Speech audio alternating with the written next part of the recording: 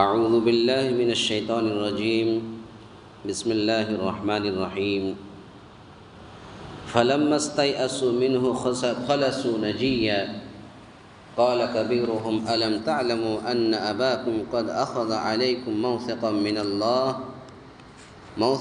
الله ومن قبل ما فرطتم في يوسف فلن أبرح الأرض حتى يأذن لي أبي أو يحكم الله لي وهو خير الحاكمين ارجعوا إلى أبيكم فقولوا يا أبانا إن ابنك سرق وما شهدنا إلا بما علمنا وما كنا للغيب حافظين واسأل القرية التي كنا فيها والعير التي أقبلنا فيها وإنا لصادقون۔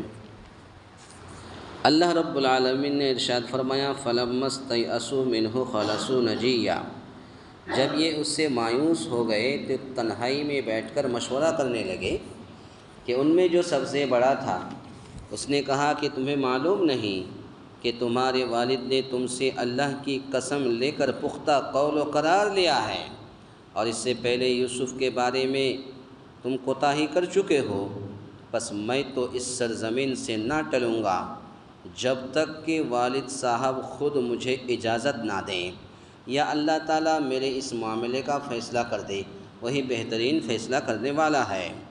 ارجعوا الی ابیکم فقولوا یا ابانا، تم سب والد صاحب کی خدمت میں واپس جاؤ اور کہو کہ ابا جی، آپ کے صاحبزادے نے چوری کی اور ہم نے وہی گواہی دی تھی جو ہم جانتے تھے، ہم کچھ غیب کی حفاظت کرنے والے نہ تھے۔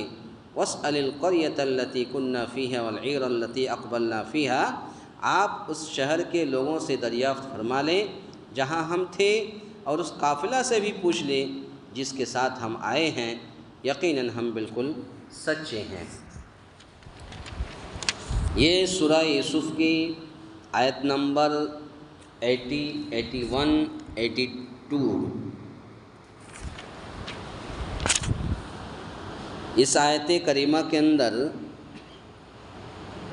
بھائیوں کا مشورہ ہو رہا ہے۔ کس چیز کا مشورہ؟ گزشتہ کل کے درس میں یہ بات بتائی گئی تھی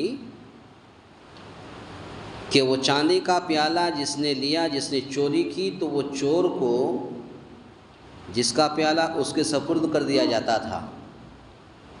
تو یوسف علیہ السلام چونکہ اپنے بھائی کو چاہتے تھے، بنیامین کو، اور یوسف نے اپنے غلام سے کہا کہ تم یہ پیالہ بنیامین کے تھیلے میں رکھ دو گلے کے ساتھ، یہ چالاکی کیا تھا۔ اور پھر بعد میں بنیامین کے سامان سے ملا، اب اسی لیے بنیامین کو وہ اپنے پاس رکھ لیے، پھر باپ کے پاس جانے نہیں دیا۔ اب ان بھائیوں نے مشورہ کیا کہ اب تو جانے تو نہیں دے رہا، کیا کریں، اسی کے بارے میں ذکر ہے۔ فلما استيئسوا منه خلصوا نجيا، جب یہ اس سے مایوس ہو گئے تو تنہائی میں بیٹھ کر مشورہ کرنے لگے۔ بنیامین کو لے کے گئے اور بنیامین کو حضرت یوسف علیہ السلام نے لے لیا، کیونکہ بنیامین کو چھوڑ کر جانا ان کے لیے نہایت کٹھن مرحلہ تھا۔ بنیامین کے جو اور بھائی تھے تو ان کے لیے کٹھن مرحلہ تھا۔ اب یہ جا کر کے اپنے باپ کے سامنے کیا منہ دکھائیں گے کہ ہم نے یوسف کو بھی بلایا اور یوسف کو بھی ایسے ہی کر دیا، پھر بنیامین کو لے کے آیا، بنیامین کو اگر واپس جانے نہیں دیا تو ہم باپ کے سامنے کیسے جائیں گے؟ وہ باپ کو منہ دکھانے کے قابل نہ رہے تھے، اس لیے باہم مشورہ کرنے لگے اب کیا کیا جائے۔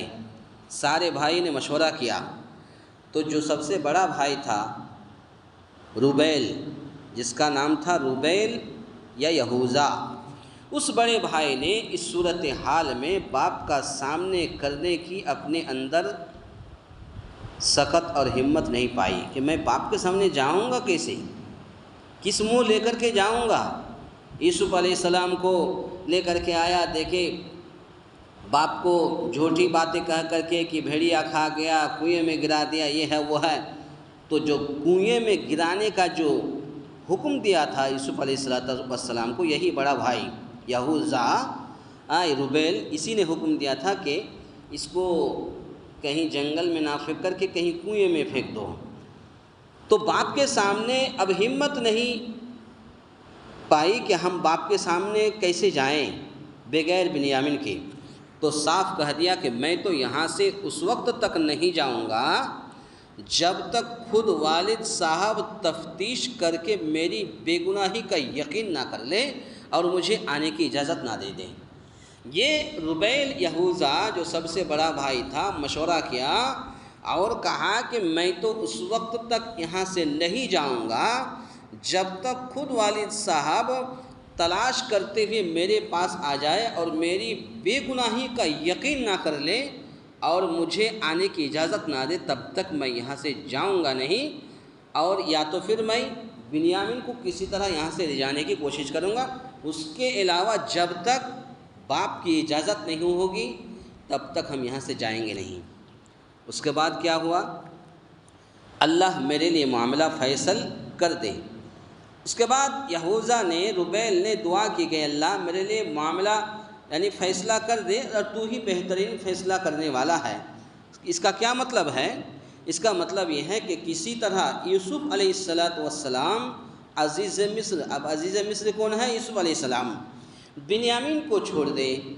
انہوں نے یہ دعا کی، یا ربیل نے، یہوذا نے، کہ اے اللہ تو بنیامین کو یوسف علیہ السلام سے چھڑا دے اور میرے ساتھ جانے کی اجازت دے دے۔